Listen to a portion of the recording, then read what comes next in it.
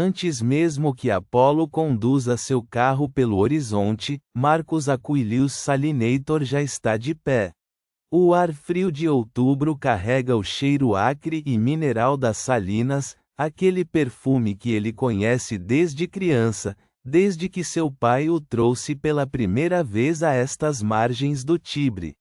As poças rasas cintilam sob as últimas estrelas, superfícies brancas e cristalinas como mosaicos de mármore.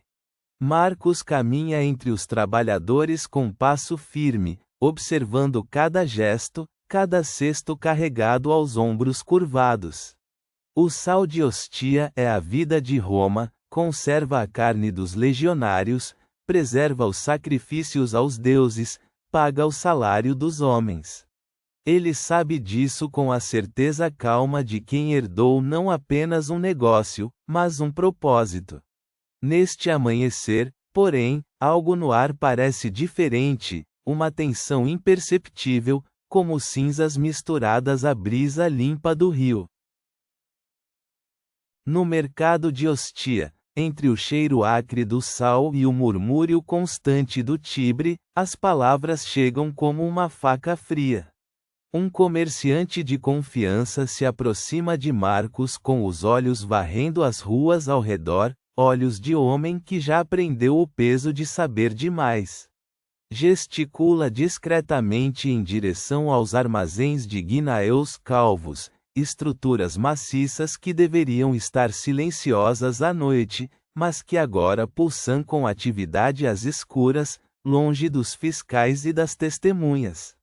O sol ainda aquece as pedras do cais, mas Marcus sente um frio que não vem do rio. Na República, os segredos têm preço, e os que se movem na sombra raramente o fazem por motivos honrados.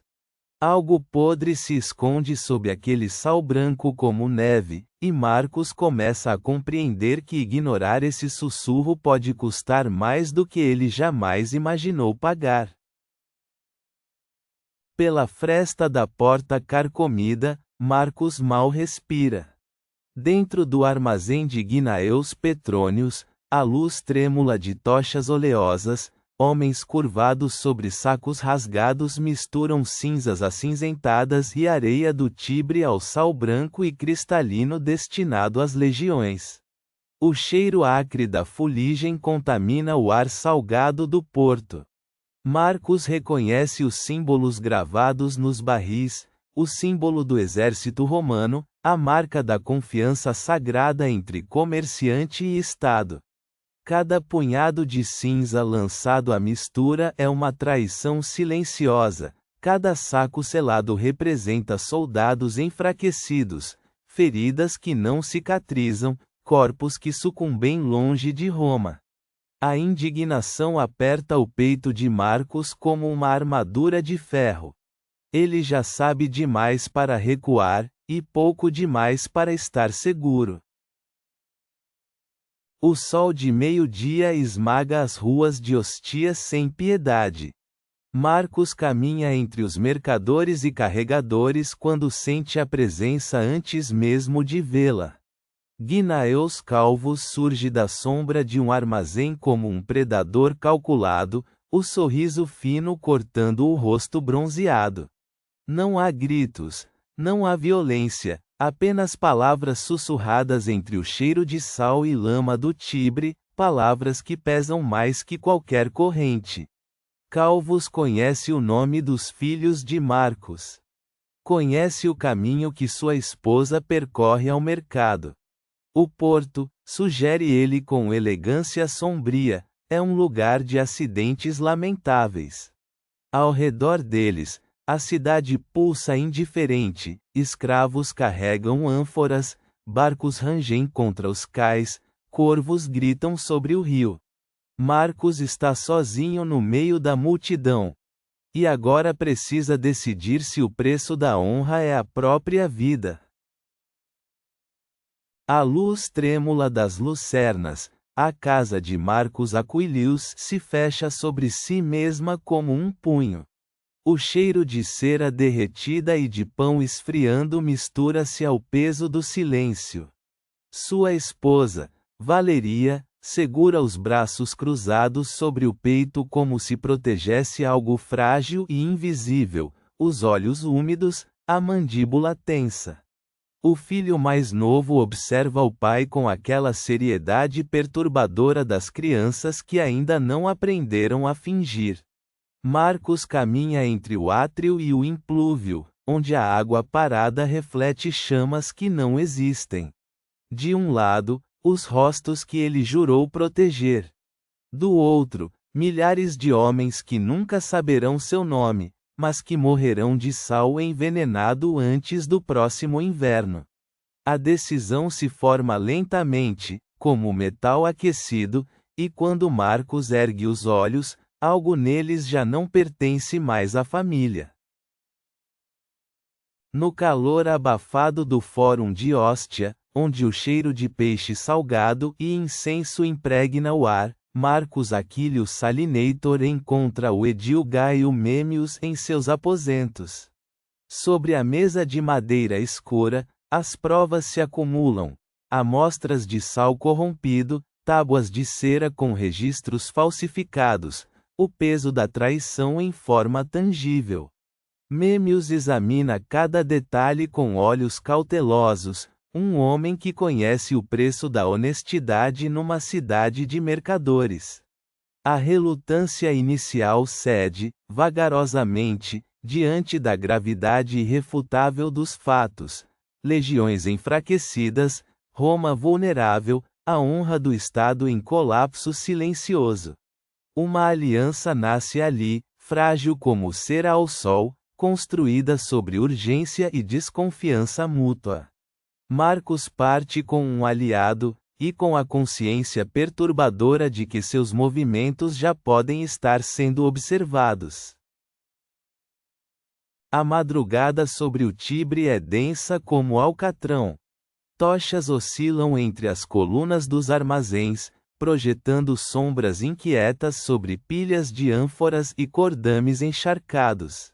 Marcos avança em silêncio, o coração martelando contra as costelas, conduzindo os homens do edil pelos becos de sal e breu que ele conhece como a palma da própria mão. O cheiro acre da água estagnada mistura-se ao sal do ar. De repente, vozes, gritos abafados, o ranger de madeira, o barulho metálico de espadas desembainhadas. Os soldados irrompem pelo portão do armazém com a força brutal de uma onda. Caixas tombam, cinzas e areia se dispersam pelo chão de pedra como uma confissão involuntária. Gnaeus Petronius é encurralado no próprio cais, sem escapatória possível. Mas a batalha por sua culpa ainda está apenas começando. Sob o sol impiedoso de Ostia, os litores avançam pelo fórum com passos cadenciados, o tilintar das correntes de ferro cortando o ar salgado do porto. Gnaeus Calvus, outrora senhor de armazéns e subornos, caminha agora encurvado pelo peso da vergonha pública. A multidão se abre como água diante de uma proa, mercadores, estivadores, mulheres com ânforas à cabeça, todos em silêncio pesado, o tipo de silêncio que fala mais alto que qualquer aclamação. Marcus Aquilius permanece entre o povo, sem gesto de vitória, sem sorriso. Apenas os olhos fixos na figura acorrentada, e nos ombros, o lento afrouxar de um fardo carregado por semanas. A honra de Roma, naquele instante, pesa exatamente o mesmo que o sal que ele sempre vendeu com a consciência limpa. Mas Ostia guarda ainda seus segredos, e nem todos os cúmplices de Calvus usam correntes. Dias depois, Marcos retorna às salinas ao entardecer. O sol poente tinge os cristais brancos de âmbar e ocre, transformando os tanques rasos em espelhos de fogo sobre a terra. Os trabalhadores curvam os dorsos em silêncio, enchendo os sacos com o sal puro, o verdadeiro sal, honesto e incorrupto. Marcos observa, imóvel.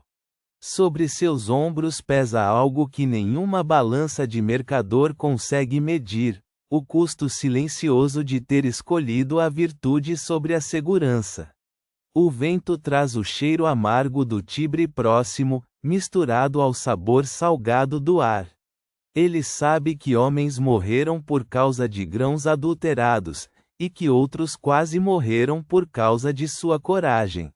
O sal parte novamente para as legiões, mas Roma, ainda que ignorante do sacrifício feito em seu nome, carrega agora uma dívida invisível com um único homem de Ostia. E nem todos os inimigos de Marcos foram ainda silenciados.